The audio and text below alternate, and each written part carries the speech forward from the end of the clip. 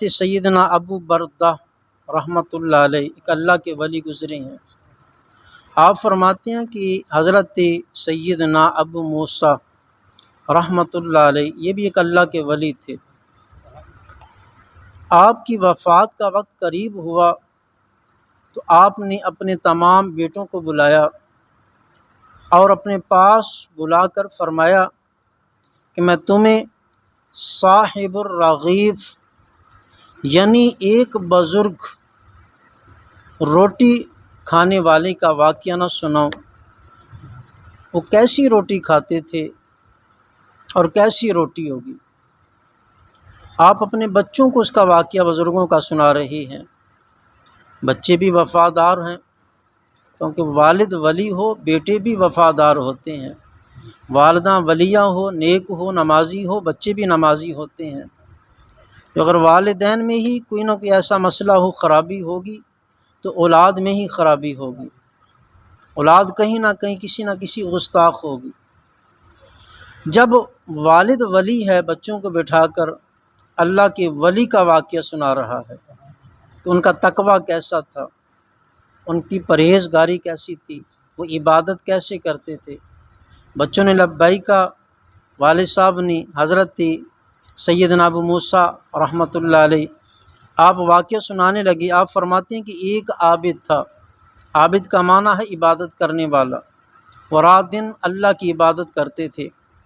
وہ تمام لوگوں کو چھوڑ کر ایک اس نے جھونپڑی بنائی، اسی جھونپڑی میں رہتے اور 70 سال تک اللہ کی عبادت کرتے رہے، لوگوں سے الگ تھلگ، کسی سے میل جول نہیں، کسی سے بیٹھنا نہیں، بس صرف اللہ کی یاد میں مصروف رہنا، عبادت میں ہی مصروف رہنا۔ 70 سال تک اسی جھونپڑی میں گزار دیے اور اللہ کی عبادت کرتے رہے۔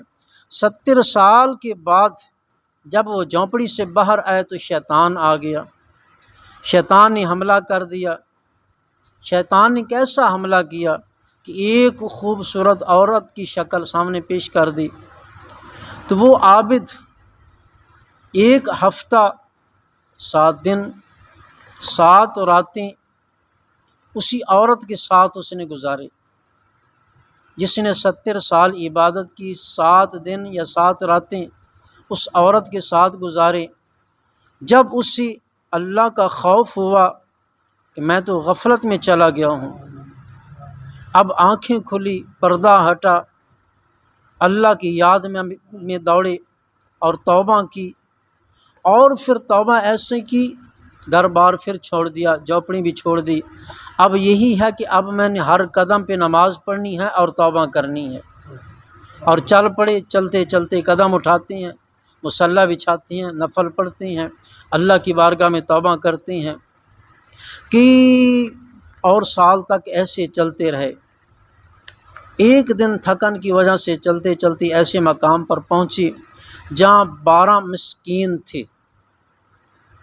مسکین 12 تھے۔ ان کے پاس پہنچے، رات کا وقت ہوا، ان کے ساتھ ہی سو گئے۔ اب 12 مسکین تھے، 12 مسکین کو ہر روز 1 روٹی ملتی تھی۔ ایک بندہ صاحب نصاب آتا، ایک رات کو روٹی دے کے چلا جاتا۔ اس وقت کو لائٹ کا انتظام ہی نہیں تھا۔ جب وہ صاحب نصاب وہ بندہ 12 روٹیاں لے کر آیا تو اب وہ عابد بھی ان کے ساتھ ہے۔ اس نے تو 12 روٹیاں لائی تھی کہ 12 مسکین ہیں، اب ایک ایک روٹی کر کے اس نے 12 جو تھے 12 کو روٹیاں دے دی۔ اب ایک روٹی اس عابد کو مل گئی، ایک جو مسکین تھا وہ بچ گیا، اسے روٹی نہیں ملی۔ جب وہ جانے لگا تو اس نے کہا حضور مجھے روٹی نہیں ملی۔ اس نے کہا 12 پہلے بھی تھی، 12 روٹیاں مل گئی ہیں، 12 ہی روٹیاں لاتا تھا، 12 کی 12 میں نے دے دی ہیں ایک ایک روٹی۔ اس نے کہا نہیں جی مجھے نہیں ملی روٹی۔ اس نے کہا اچھا، پھر دیکھا، پھر اس نے کہا تم میرے ساتھ مذاق کرتے ہو اور دوبارہ روٹی لینا چاہتے ہو، لہٰذا آج کے بعد تیرا کھانا پینا بالکل ہی بند ہے، تمہیں روٹی دوبارہ کبھی نہیں ملے گی۔ اب وہ مسکین اللہ کی یاد میں ہمیں رونے لگا اور گڑ گڑانے لگا کہ میں نے رات کیسے گزارنی ہے، 24 گھنٹوں کے بعد ایک روٹی ملتی ہے، اب وہ بھی نہیں مل رہی۔ اب کیا بنے گا؟ اب جو عابد تھا نا، اس کے دل میں ایک اس کی محبت پیدا ہوئی، اس بندے کو روٹی نہیں ملی، اس نے جو اپنی روٹی تھی اسے دے دی، اب اپنی روٹی اس یہ مسکین کو دے دی۔ اب وہ سو گئے، جب سویا ہے دیکھا قیامت کا میدان برپا ہے،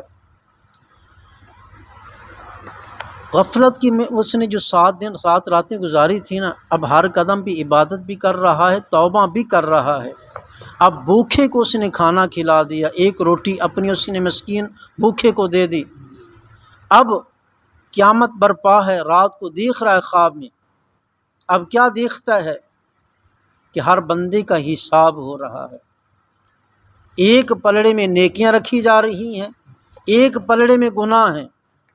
اب وہی بندہ، اس کی 70 سال کی عبادت ایک پلڑے میں رکھی گئی، اور 7 دن کی جو عورت کے ساتھ اس نے 7 دن یا 7 راتیں گزاری ہیں وہ ایک پلڑے میں رکھی گئی۔